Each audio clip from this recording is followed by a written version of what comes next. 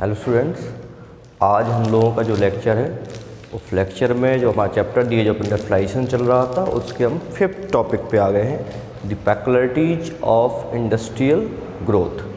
तो आज हम उस लेक्चर को पढ़ेंगे, उसके रिगार्डिंग जानेंगे और समझते हैं कि ये जो इंडस्ट्री ग्रोथ इंडिया में होता है या जो पूरे वर्ल्ड वाइड इंडस्ट्री ग्रोथ है उसके फीचर्स क्या थे, किस किस तरीके से क्या क्या चांसेस उसमें बनते हैं, उसको हम लोगों को देखना है। देखिए, European managing agencies which dominated industrial production in India were interested in certain kinds of products। ठीक है, European managing agency. European managing agency क्या है, इसके बारे में तो हम लोग लास्ट लेक्चर में पढ़ चुके हैं।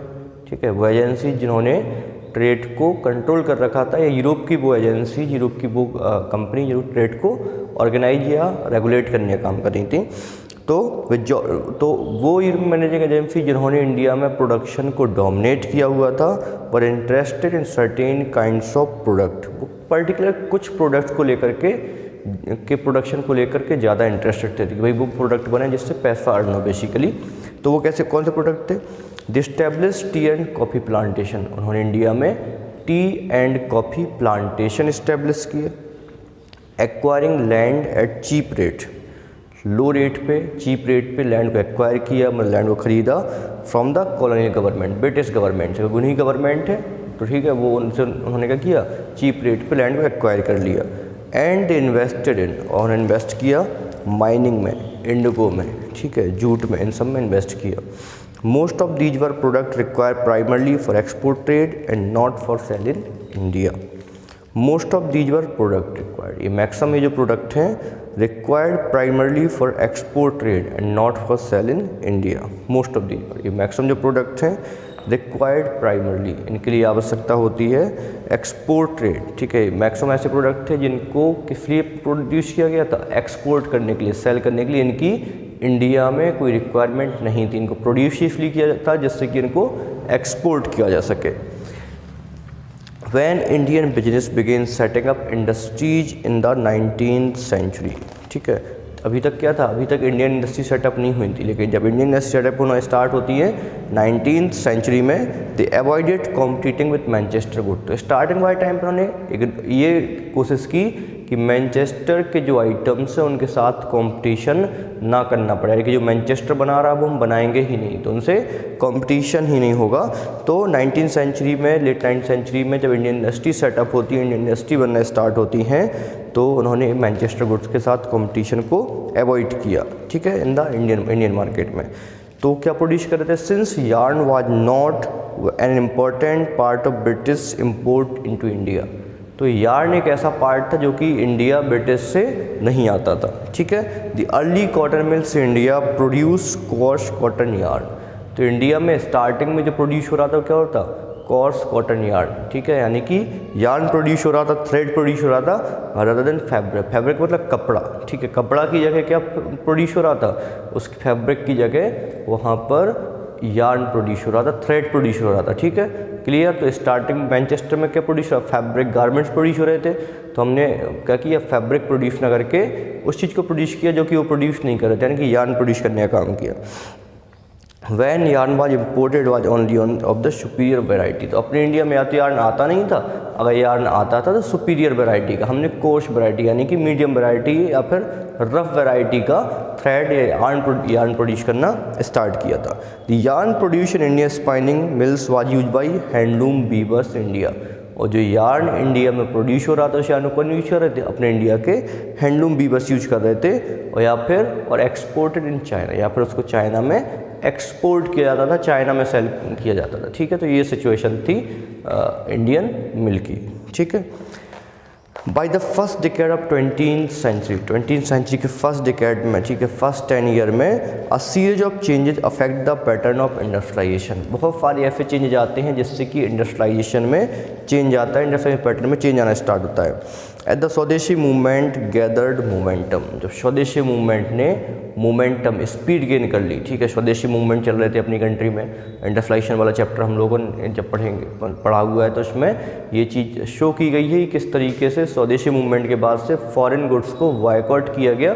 तो वही चीज़ इसमें दिखाया गया कि जब स्वदेशी मूवमेंट मोमेंटम गेन करता है, स्पीड आता है, उसको लेके लोगों में एंथू आता है। Nationalists mobilize people to boycott foreign cloth. तो नेफ्लिस्ट क्या होता है, नेफ्लिस्ट लोगों को इसलिए मोबिलाइज करते हैं, इस चीज़ के लिए रेडी करते हैं कि फॉरेन गुड्स को वो लोग क्या करें, बॉयकॉट करना, यूज करना बंद कर दें। Industrial groups organise themselves. India के जो इंडस्ट्रियल ग्रुप्स थे वो ऑर्गेनाइज होते हैं, आपस में ऑर्गेनाइज होते हैं to protect their collective interest. ठीक है, टू प्रोटेक्ट देयर कलेक्टिव, जो उनके कलेक्टिव इंटरेस्ट हैं, उनके सबके हित हैं, उनको प्रोटेक्ट करने के लिए कलेक्टिवली वो पार्टिसिपेट करते हैं, ऑर्गेनाइज होते हैं। प्रेशराइजिंग द गवर्नमेंट, गवर्नमेंट को प्रेशराइज करते हैं टू इंक्रीज टैरिफ प्रोटेक्शन।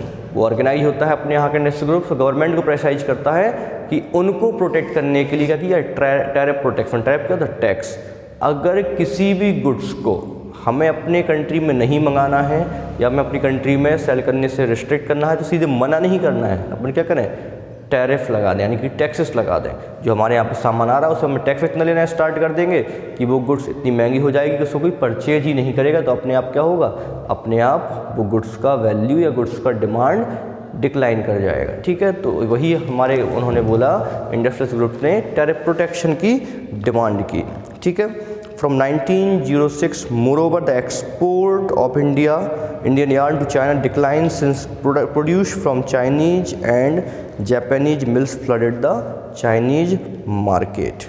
ठीक है, 1906 में moreover, the export of Indian yarn, ठीक है, Indian yarn to China declined since produce from Chinese and Japanese mills flooded the Chinese market. ठीक है, export of Indian yarn के China export, yarn to China export decline. ठीक है, India से अभी China export हो रहा था यार्न, नहीं तो हमने पढ़ा, वो यार्न एक्सपोर्ट होना डिक्लाइन हो जाता है। क्यों डिक्लाइन हो गया, उसके पीछे का रीजन समझिए। Since produce from Chinese and Japanese mills flooded the Chinese market, क्योंकि चाइनीज मार्केट में कहाँ के यार्न आना स्टार्ट हो गया, कहाँ के यार्न का फ्लड हो गया था, ग्लट हो गया था, अधिकता हो गई थी, चाइना और जापानीज मिल से बने हुए यार्न वहाँ पे अवेलेबल थे। अब तो इंडिया से एक्सपोर्ट डिक्लाइन हो गया, इंडिया से चाइना यार्न जाना डिक्लाइन हो गया। So industrialist India began shifting from yarn to cloth production. तो अभी उनको तो अपना काम करना ही था, तो उन्होंने यार्न के साथ साथ क्लॉथ प्रोड्यूस करना भी स्टार्ट कर दिया इंडियन फैक्ट्री में। ठीक है, cotton piece goods production India double between 1900 and 1912। और जो कॉटन से बने हुए जो गुड्स थे उनका production within some years, 1900 से लेकर 1912 में 12 ईयर्स में प्रोडक्शन, क्लॉथ प्रोडक्शन डबल हो जाता है अपने इंडिया में। ठीक है, yet till the first world war industrial growth was slow. First world war तक 1919 तक जो इंडस्ट्रियल ग्रोथ था वो काफ़ी स्लो होता है। दी war created a dramatically new situation, लेकिन वॉर ने एक न्यू सिचुएशन क्रिएट कर दी, एक नया पैटर्न स्टार्ट कर दिया विथ ब्रिटिश मिल। क्योंकि जब वॉर होता है तो जो ब्रिटिश की मिल थी वो बिजी थी with war production to meet the need of the army. तो जो ब्रिटिश मिल थी वो किसमें बिजी थी, जो वॉर रिलेटेड गुड्स हैं उनको बनाने में बिजी थी। मैनचेस्टर से इम्पोर्ट इनटू इंडिया डिक्लाइन हो, मैनचेस्टर से आने वाला जो इंडिया जो सामान आता था या जो इंडिया जो क्लॉथ आता था वो क्या हो गया, उसका आना डिक्लाइन कर गया, कम होने लगा। एट द वॉर प्रोलॉन्ग, जब वॉर प्रोलॉन्ग लंबा चलता है, Indian factories were called upon two supply war need. Indian factory को भी बोला जाता है कि वो भी वॉर रिलेटेड मटेरियल्स बनाना स्टार्ट करे। War related material like jute bags, ठीक है, यानी कि जो बोरा होते हैं, ठीक है, जूट बैग्स यानी कि जो बोरे होते हैं। क्लॉथ फॉर आर्मी, ठीक है, आर्मी की यूनिफॉर्म बनाए, टेंट्स बनाए, लेदर बूट्स बनाए, हॉर्स बनाए, मल सैडल्स, ठीक है, मल सैडल यानी कि जो आप देखते हो खच्चर, यानी कि जो गधा जो ईंट होता है तो उस पर काठी बनाई जाती है, ठीक है, तो उसको बोलते हैं मल saddle. And a host of other item, और बहुत सारे आइटम्स बनाने के लिए इंडियन फैक्ट्री को भी बोला गया, परस्यू किया गया। न्यू फैक्ट्रीज वर सेटअप, ठीक है, इसके लिए नई फैक्ट्री सेटअप की गई। And old ones rain multiple shift, और जो पुरानी थी वो कई शिफ्ट में चलना स्टार्ट हुई। मैंने न्यू वर्कर्स पर employed and everyone was made to work long hour. Many new workers पर एम्प्लॉयड, बहुत सारे नए वर्कर्स को भी एम्प्लॉयड किया गया। And everyone was made to work longer hour, और सब लोग ज़्यादा टाइम काम कर, लॉन्गर आवर वर्क कर रहे थे। Over the warriors industrial production boom, over the warriors industrial production boom, और कुछ ही समय के साथ, कुछ ही ईयर्स के साथ में जो प्रोडक्शन होता है वो काफ़ी रीच कर जाता है, काफ़ी इंक्रीज कर जाता है, बूम कर जाता है। After the war Manchester could never recapture it's old position in the Indian market. और वॉर के बाद से जो पोजीशन थी मैनचेस्टर की या जो ब्रिटिश इंडस्ट्री की वर्ल्ड मार्केट वो कभी रिकैप्चर नहीं कर पाता है, ठीक है। Unable to modernise and compete with the US, Germany and Japan, क्योंकि उतने समय में क्या था, उतने समय वॉर में इन्वॉल्व रहा और वो उतना मॉडर्नाइज नहीं हो पाया कि यूएस जापान से कॉम्पिट कर सके या जर्मनी से कॉम्पिट कर सके। The economy of Britain crumbled after the war. और वॉर के बाद जो ब्रिटेन की इकोनॉमी थी वो एकदम क्रम्बल हो जाती है, डिस्ट्रॉय हो जाती है, बेकार हो जाती है। Cotton production collapse and export of cotton cloth from Britain फैल ड्रामेटिकली। कॉटन प्रोडक्शन कोलैप्स कर जाता है, कॉटन का जो प्रोडक्शन वहाँ पर आता है वो कोलैप्स हो जाता है, डिक्लाइन हो जाता है। और export of cloth cotton cloth from Britain, और ब्रिटेन से जो एक्सपोर्ट हो रहा था, जो कॉटन क्लॉथ एक्सपोर्ट हो रहे थे वो भी फेल हो जाते हैं, वो भी कम होना स्टार्ट हो जाते हैं। With in colonies local industry gradually consolidate their position with in the colonies. तो जो और मार्केट था उसमें क्या होता है, उसमें यूएस सब जगह कॉम्पिटिशन फेस करना पड़ता है ब्रिटेन को वॉर के बाद में।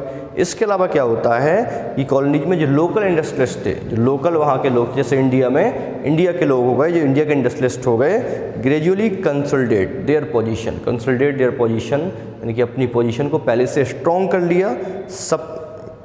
Substituting foreign manufacture and capturing the home market. Substitute यानी कि उनको हटा करके, रिमूव करके, जो फॉरेन मैन्युफैक्चरर्स थे उनको रिमूव करके कैप्चरिंग द होम मार्केट, उन्हें खुद अपना मार्केट कैप्चर करना स्टार्ट कर दिया। किसने?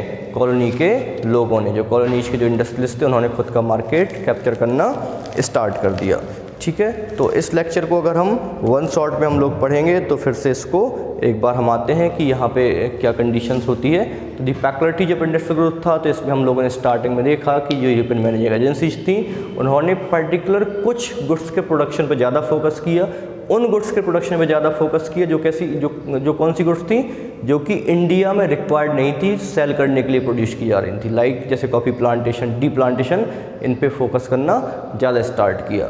और यहाँ पर जो इंडियन इंडस्ट्रीज थी वो भी धीरे धीरे करके सेटअप होने स्टार्ट होती है 19वीं सेंचुरी के लास्ट में।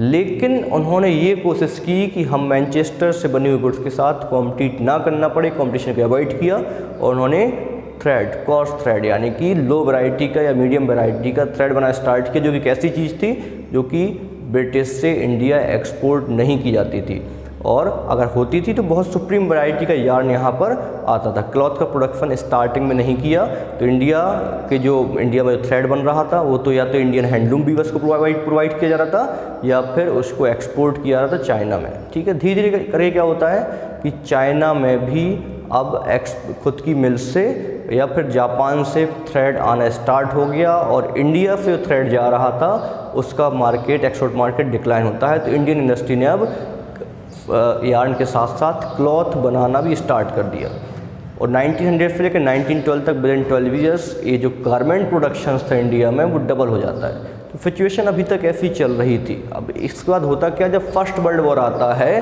तो जो ब्रिटेन की जो इंडस्ट्री थी, ब्रिटेन की जो फैक्ट्रियाँ थी वो इन्वॉल्व हो जाती हैं वॉर रिलेटेड गुड्स बनाने में, ठीक है। तो अब वॉर रिलेटेड गुड्स बनाने लगी तो ये सही समय था सभी इंडस्ट्रियलिस्ट के लिए कि अपना होम मार्केट कैप्चर करने का। तो उन्होंने उस चीज़ को, इंडियन के जो बने हुए जो गुड्स थे उनको बनाना स्टार्ट किया। और साथ में क्या होता है, जब स्वदेशी मूवमेंट काफ़ी मोमेंटम क्रिएट करता है, स्पीड में आता है, तो बहुत सारे लोगों ने जो फॉरेन गुड्स थे उनको बायकॉट करना स्टार्ट कर दिया और इंडियन गुड्स को बनाना स्टार्ट किया। इसलिए भी क्या हुआ, इसलिए इंडियन गुड्स का यूज करने की वजह से जो फॉरेन गुड्स का था वो मार्केट कोलैप्स किया। अब वर्ल्ड वॉर की सिचुएशन आ गई, तो वर्ल्ड वॉर की सिचुएशन में वॉर रिलेटेड गुड्स बनाना स्टार्ट कर दिया। बहुत सारी इंडियन फैक्ट्री थी जिनको भी इन्वॉल्व किया गया। तो इस तरीके से धीरे धीरे करके जो लोकल इंडस्ट्रियलिस्ट थे उन्होंने मार्केट को कैप्चर करना स्टार्ट किया। वर्ल्ड वॉर के बाद से कभी भी ब्रिटिश अपनी पुरानी सिचुएशन को, पुरानी कंडीशन को कैप्चर नहीं कर पाया, क्योंकि अब वो यूएस, जर्मनी, जापान कितना मॉडर्नाइज नहीं हुआ और उन्होंने अपने आइटम्स को सब जगह फैलना स्टार्ट करा दिया। और साथ में जो कॉलोनीज थी, कॉलोनीज के जो लोकल इंडस्ट्रियलिस्ट थे उन्होंने क्या किया, होम मार्केट को कैप्चर करना स्टार्ट किया और ब्रिटिश मटेरियल्स को या ब्रिटिश मार्केट को उन्होंने एक सब्स्टिट्यूट कर दिया, रिमूव कर दिया। ठीक है, तो ये हमने इस लेक्चर में पढ़ा। नेक्स्ट लेक्चर में हम लोग अगला टॉपिक कंप्लीट करेंगे। इसके रिगार्डिंग जो भी डाउट हो आप लोग हमसे पूछ सकते हैं। घर पे रहिएगा, लगातार पढ़ते रहिएगा। जहाँ भी दिक्कत है, क्वेस्ट फॉर एजुकेशन आपके साथ हमेशा है, आपकी एजुकेशन को लेके लगातार तत्पर है। आप अपने डाउट पूछते रहिएगा। Okay, thank you so much.